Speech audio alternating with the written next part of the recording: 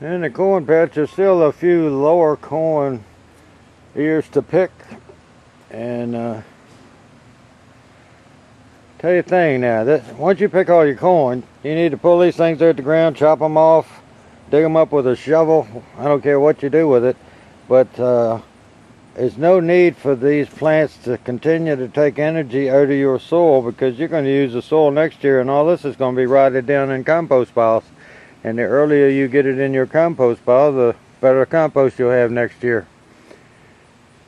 And it's no sense to let something that's not producing fruit to stay in your garden, because it's just depleting your soil for no benefit.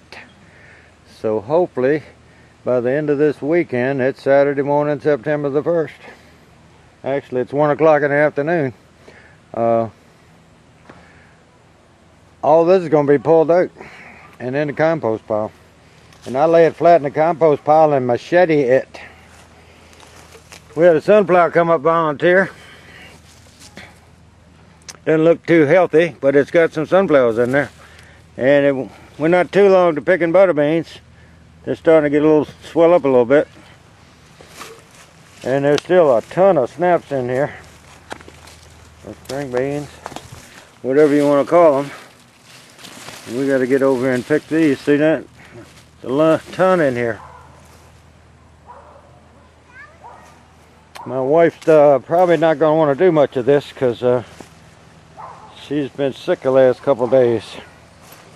And if anybody out there doesn't know what powdery mildew looks like, that is about the worst case you're going to see on a living plant. And these didn't get too much water. And see, they came from those plants over there. They're all the same age. We just transplanted them over here. I picked, I don't know, 6, 7 of them off of it today.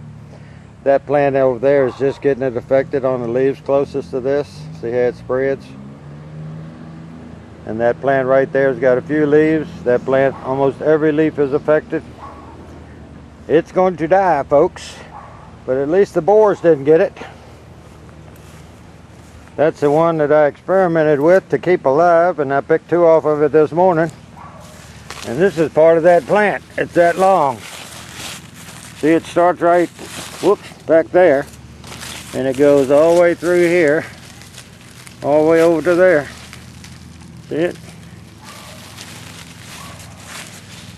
That's a pretty long squash plant, because it's been there since, I don't know when it was. I think it came up in April. And the other week I told you about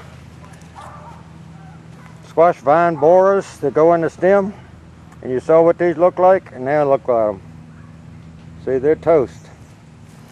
And now that it's cleared out a little bit, you can't see a lot of damage on this, but there is some at the ground level. But so far it's still alive and trying to produce. But those are still going. There's one down on the end that's got borers in it. But I can't complain. If I last another 3-4 weeks, I'll get another, I don't know, 20 squash off of it, and that'll be, we've already got bags and bags of them in the freezer. Anyway, don't want to be too long-winded. I gotta start picking all these daggone tomatoes. Well, we got a little bit of a garden update. I cut all the powdery mildew off these squash plants. I figured it couldn't hurt. Now, whether or not they have enough square footage of leaves to produce any fruit, we'll find out, because there's plenty of flowers and a few small ones on there. I got all the corn up. I pulled up some, and they got too hard to do, so I put a shovel in half side of each one of these, and it's about 120 stalks. So one thing I do when I pull my corn out the ground, I want the soil to stay here. I need some soil in the compost pile for the all the microbes and everything, but there's enough on each one of those clobs to give you that much. But see, you can see a pile of dirt there where I beat the bottoms, the roots on, because I want that to stay in the garden. Anyway, I didn't have my machete with me, but I don't have energy to do it anyway.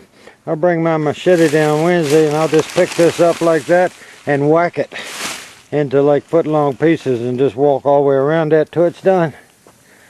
Still some red out there in the tomato patch, but you saw what we picked on the table.